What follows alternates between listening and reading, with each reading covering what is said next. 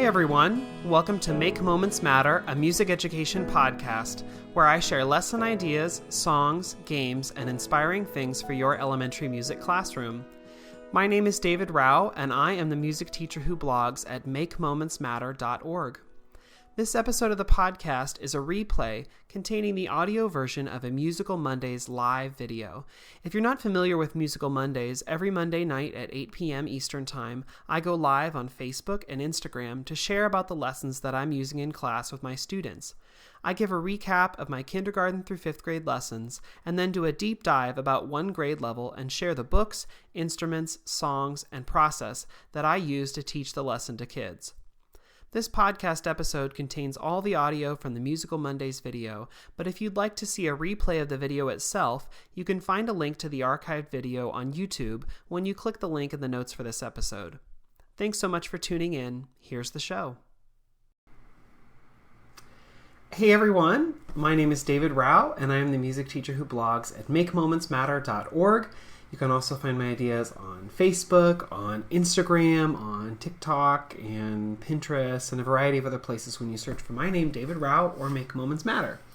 Tonight I'm going to be talking a little bit about melodic dictation, rhythmic dictation, body percussion dictation, how you can do that, and how you can do it without ripping your hair out. That's the plan. And I'm going to get to that in just a second, and I'll talk about a use it and a lose it, something that you can use right now and something you should maybe think about getting rid of. That's coming up in just a second. Just in case you hear me talk about a resource, an item, something cool that you think is fun in these videos and you want to know where it is, I have a whole page on my blog dedicated to the links that I share in these videos. So you can find that when you go to the links page, which is on my blog, makemomentsmatter.org, and click the drop-down tab on video, or just wherever you're watching, listening to this, there should be a direct link in the comments at the bottom of the caption. One more thing. So I'm going to be doing an in-person workshop on October 14th. That's with the Northwest Ohio Orff chapter. It's all about improvisation, small steps that you can take to make a really big impact. That's coming up in just about a week and a half, and that's in Maumee, Ohio, just as basically Greater Toledo.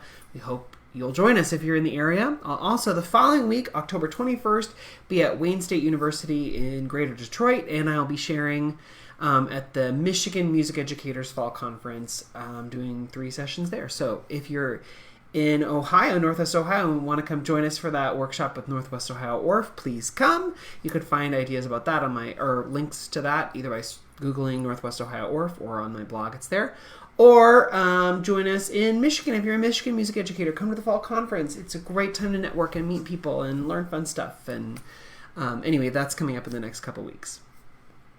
Okay, so in a second I'm going to talk about so I'm doing another use it and lose it. My use it tonight is a lesson that you can use in your classroom. I'm using it right now. You can adapt and expand it in a lot of different ways. I hope that you see those possibilities in just a second. The thing that I think that we should lose, and you will see this in my lesson, is this idea that things need to be perfect. They don't. Okay, so, and by that I mean things in your classroom, things in education, things in general. But specifically, I think that teachers have this idea that you want your room to be clean and organized, you want it to be beautiful, you want to have the newest decorations, you want to have all these glorious things to make your room just fabulous. And that's great, and do that. If that is something that's fun and exciting for you, then pursue that. And I'll say that I try and make my room as inviting and as exciting as possible for kids. But I know that I only have so many hours in a day, and I don't want to spend 5 hours after class trying to make my room the most gorgeous every day. So I know there are limits to that. I think in the first couple of years of teaching, I didn't realize that. I thought my room needs to be Pinterest ready at all times. Oh, and that is not true. And probably more seasoned teachers, I was about to say older teachers, more seasoned teachers out there are oh yeah, no. My room's hot mess express, most of the time. But I think that there are teachers out there who because they're new teachers or because of Instagram or social media, have this idea that your room needs to be gorgeous and beautiful. And as someone who posts on Instagram or has a blog or whatever, our room is not 100% beautiful, presentable all the time, and it doesn't have to be. Another example of that, your PowerPoints or things that you share with kids, or like visuals or resources, they don't have to be gorgeous, beautiful, wonderful all the time. If it works and it benefits kids and it is usable, that's fine. You're going to see that in my lesson today. It is not some gorgeous, beautiful, themed out thing.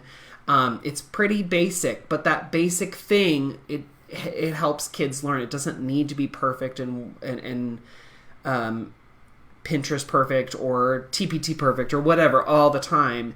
It can be something basic and simple and still be super, super, super effective. But anyway, this is me saying again, you do not need to be Instagram or Pinterest perfect all the time. If you're getting observed by your principal, great. Go for it. Have the cleanest, most beautiful desk with a little cookie saying, "Thanks for coming observing my classroom," or I don't know, whatever you want to do. But don't feel like you need to all the time have everything absolutely in order, because that's not real life or manageable for most people. Okay. There's some. Oh yeah, I thought it was funny. Just a couple weeks ago, when my student teacher for the year first visited, my room was like pretty good. Like I felt pretty good about it, and I was like, wow, she's gonna have a rude awakening when she's here like every day for 6 weeks or whatever. Because right now she's doing like field experience. She's only there one day a week. And I was like, ooh, well, she's gonna see the real room pretty soon. But like she came at the beginning of the year and things had just started. Like I mean, it looked great. But anyway, don't feel that pressure that your room needs to be up to some standard. Please don't rate your room against Instagram or Pinterest or whatever. Please know that what you're doing is probably exactly right for you and your kids and for what you need. And don't beat yourself up if your room isn't, camera ready every hour of the day. Okay, so I'm going to talk, my use it is use the resources you have. And I want to show you a couple ways that I'm using one resource in like 3 or 4 different ways. And I want to just share sort of how this basic resource is being used and utilized for a couple different things. And show you just a way that I do that. So one of the things that I'm doing right now is talking with a couple grades about like dictation, rhythmic dictation, melodic dictation, just the sounds that they hear, how can they write them down? And we've done this a couple different ways. So one of the things that I share with kids, and this is going to be this is David going to try and be very technologically advanced, but it may not work. So I want to show you what kids are actually using. And so you just need to know that like I am projecting up onto my whiteboard and I have a visual up on the whiteboard, but also kids are going to have individual things that they work on. And so here's something I'm going to use to try and show you and help you. So this is like it's made for people who do like blogs for like baking. And basically it just holds your phone above like the surface you're going to bake on or mix something on or whatever. And it basically just points your phone down directly at your desk or your whatever. I love it. I use it all the time. If I'm doing a demo video for kids or if I'm doing a read aloud or whatever, it's really nice to be able to just put my phone in here and it connects to the table. It clamps down and then just like take a quick video. My phone has a really great camera. Phones do that nowadays. But also it can work sort of as if you don't have a document camera, a lot of times you can hook a phone up either through AirPlay or through a cord or something. And you can use that phone as a document camera, which is what I'm about to attempt. And please cross your fingers. I really hope that this works. Okay. Also, if the sound cuts out, please put something in the comments to let me know. Okay, so let's see if this is going to work. All right, so there we go. Facebook. Let's try to get Instagram going. Okay, so basically what you're seeing is what my phone is capturing right now. So one of the things that I like to do for kids when we're first talking about dictation is, let's see, okay, so I need to turn myself like this. So imagine I'm at my whiteboard, right, and I'm at the whiteboard and I'm showing them, okay, if we want to write down a ta, okay, well, one way you can do it is to do, oval, stem, color in. We call this standard notation, right? Okay, I don't know if I can zoom in. Hold on, I'm going to do it the old-fashioned way. I'm just going to like physically get this close. All right, so we call that a ta, right? All right, or whatever you do or whatever you call it. Okay, So this is how a ta might look. Or if I wanted to do ta D, which is 2/8 notes, I could do oval, stem, color in, oval, stem, color in, and put that beam on top, right? We also know that we can do a simpler way. We can do stick notation. Okay, so that'd be like a ta, right? It's just the stick. And then this is a ta D. Yeah? Oh, or like if I wanted to do a rest, you could do the fancy one, which is a Z with a C hooked on the bottom. Or if I want to do stick notation, I just do the Z because it's faster.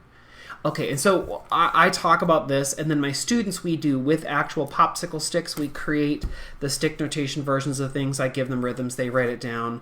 We create things together. Great. Okay.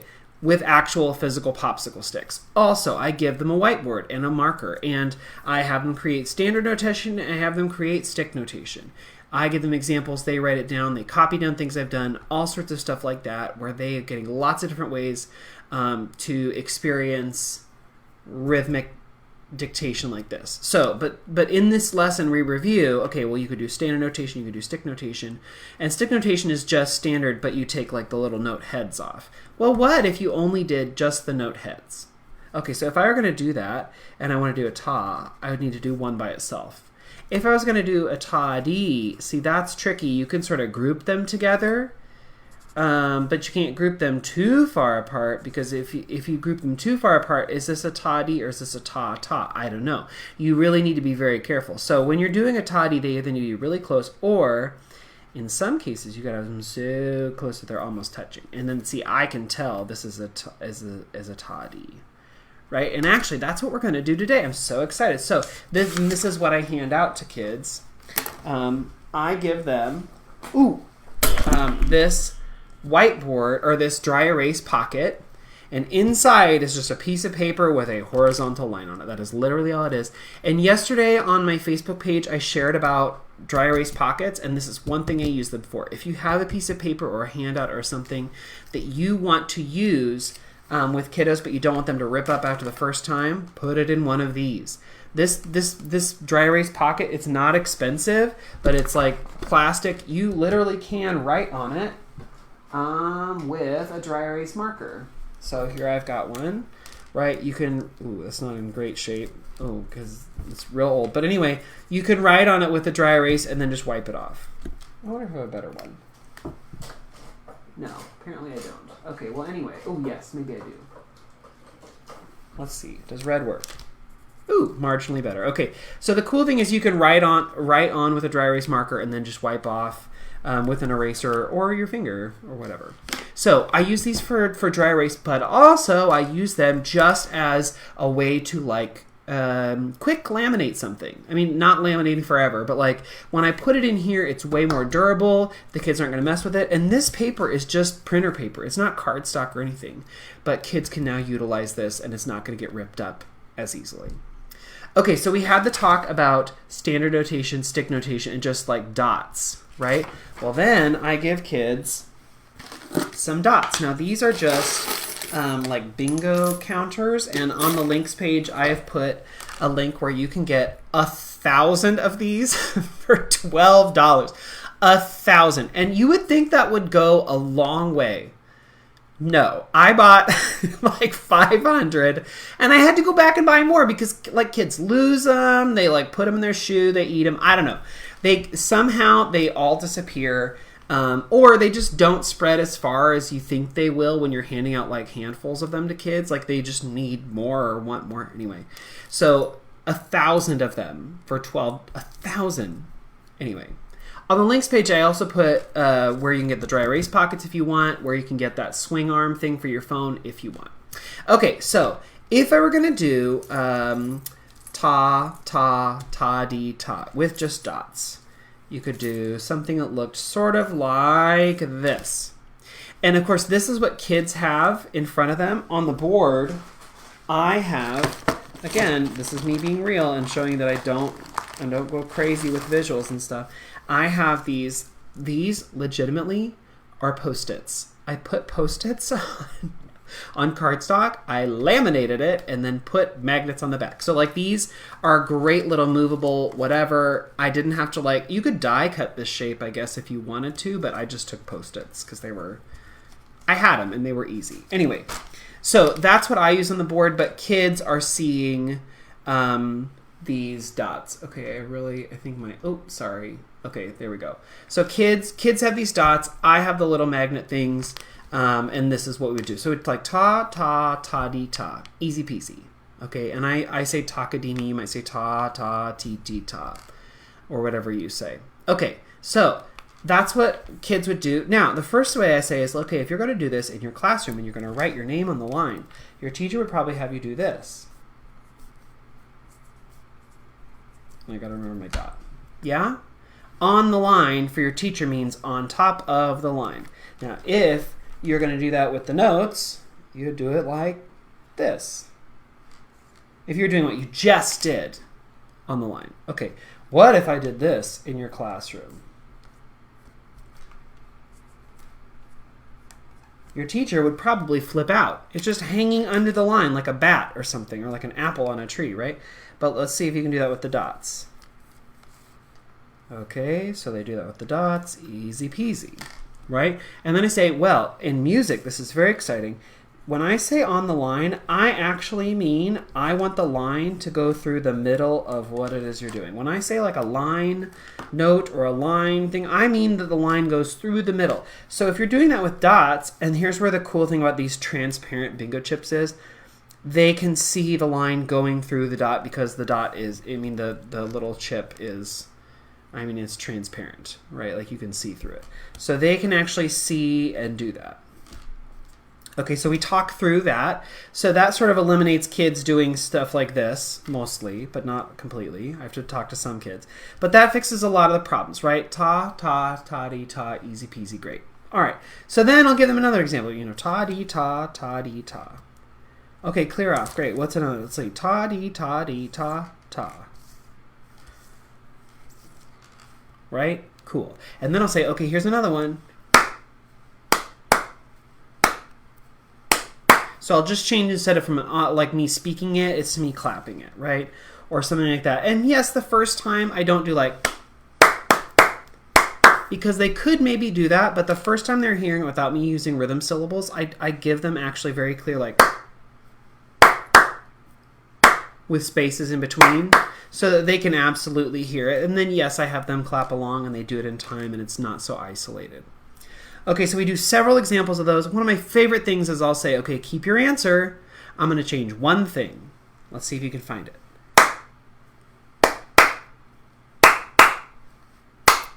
So then they have to figure out that I've changed this from a ta to a ta-dee. That's their job. And then they have to change it by adding another piece on there, right? Okay, cool.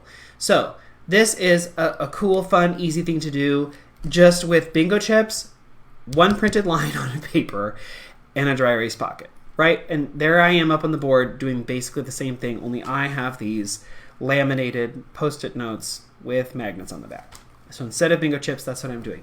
When we're ready, then I go, oh, now flip your page over. Oh, ooh, 2 lines. Oh, ooh, okay. I'm gonna let you choose which line you're gonna do. Ta-dee, ta-dee, ta, ta. I don't care, you choose the line. Ta-dee, ta-dee, ta, ta. Boom. Okay, simple, right? Okay, whichever one you chose, this next time choose the other line. Ta, ta, ta, ta-dee. Okay, so whichever one you chose before, change it. Right? Okay, great. And now, now we get into, okay, but what if, I clap it, so I give them a clapping example. I pat it, okay, I give them a patting example. Now I say, okay, great, now actually, I'm going to get specific. Now I have these printed out, just pictures with the hand and the word snap. I have like a fancier, prettier version in this like, thing I made for Teachers Pay Teachers a couple years ago called, oh gosh, what did I just do? Called like Music Dots. Go away. There we go. So called Music Dots is like a pretty version with like the clip art and the word or whatever. I just don't have that printed out right now. But this is me saying like legitimately, it doesn't always have to be Pinterest ready.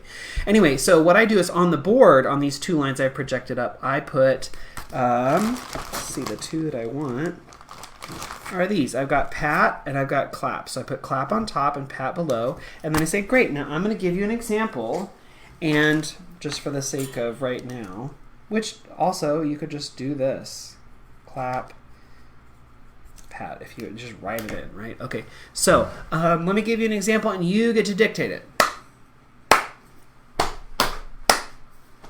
So they watch me and you can probably hear it. And they should be able to do clap, clap, pat, pat, clap. Now this confuses some kids. They don't know exactly how to do it. And I usually start with an example like clap, clap, pat, pat, pat. Because they don't know how to, they don't always remember, we talked about this in a previous year, they don't always remember how to do this. So sometimes when they do this, some kids will do this, right? Totally understandable. I know why they do that. But whenever we do our first example of this, I always say, remember, you can't read one line and then the other like it's a book. I know that that makes sense in your head, but you can't do that. You have to read it as if you're reading both lines at once. Okay, so you'd read and go clap, clap, pat, pat, pat, just like that. That is correct. Now, what I could, oh, see, let me go down. Now, what if I did this? Now I'd get clap, pat, pat, clap, pat. And I give them several examples. We talk through it. If I did this, remember I'm reading 2 lines at a time. If I run my little cursor through to see where we are, it's now hitting clap and pat at the same time. I can't clap and pat at the same time. I'm just not good like that. I can't do that.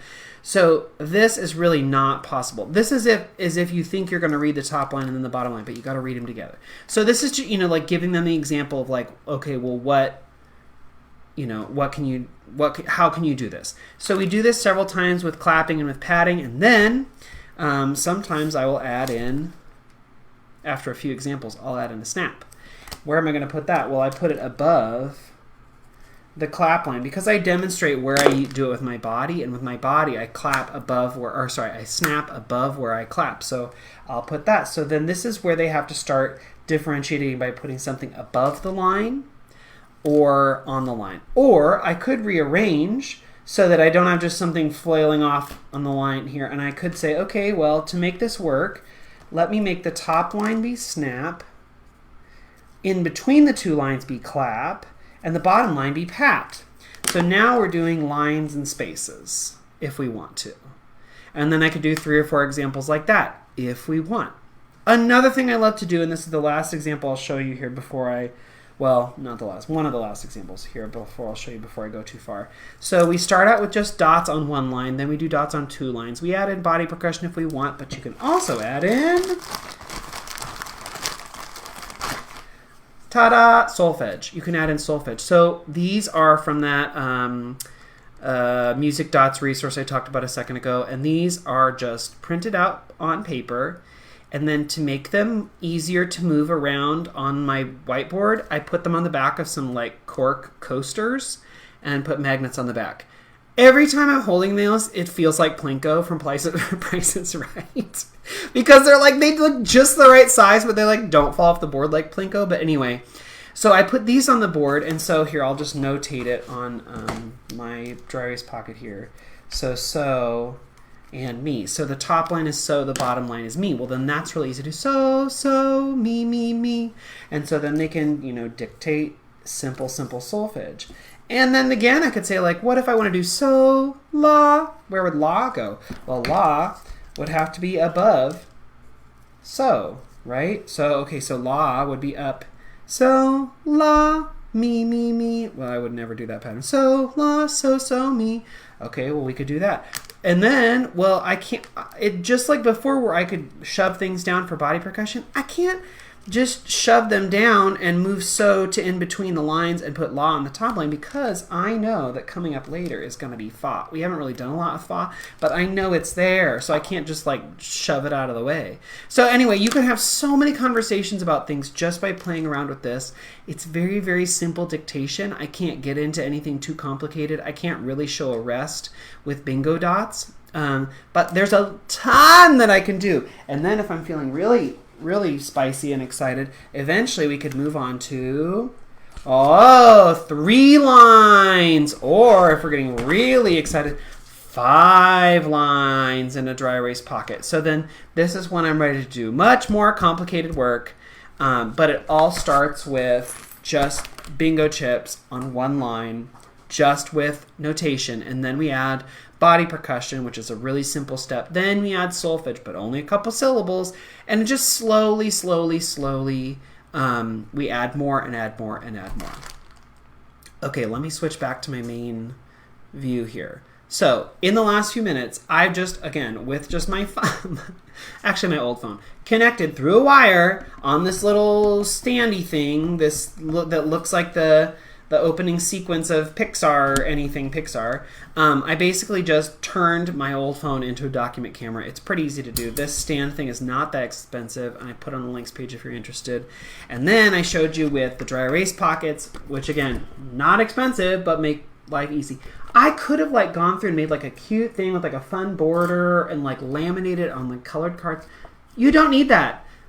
White paper in a pocket is great. It's great. And you know what? These come in multiple colors. So when we're putting away, I'll say if you have a blue pocket, come put away. If you have a yellow pocket, come put away. If you have a pink pocket, come put away. And it makes life easy. And it's just with these bingo chip dots too. It's nothing crazy. The solfege stuff that I have, this is from a resource that I made, but you don't have to have this like fancy picture and the word in a nice font. You don't. You can just write SNAP or CLAP or whatever.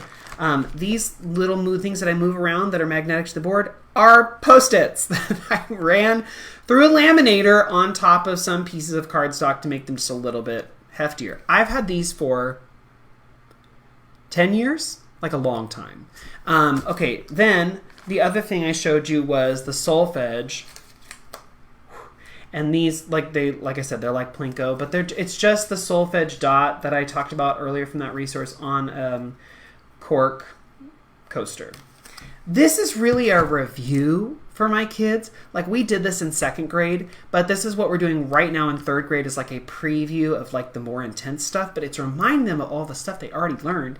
It's refreshing in their head that they can listen and dictate. It's giving them lots of ways to do that, to dictate many things in one short amount of time. So I'm hitting a lot of standards all at once and a lot of areas all at once, but there are so many more things you could do with this. You could actually have them use like dry erase markers and actually notate, not just use bingo chips. Super easy. You could eventually switch into a 3-line or a 5-line staff. That would be so easy to do. If you want to dictate other things, like the bingo chips are very versatile, but they're great for younger grades too. You could even go younger than this, take out the line completely and just use bingo chips.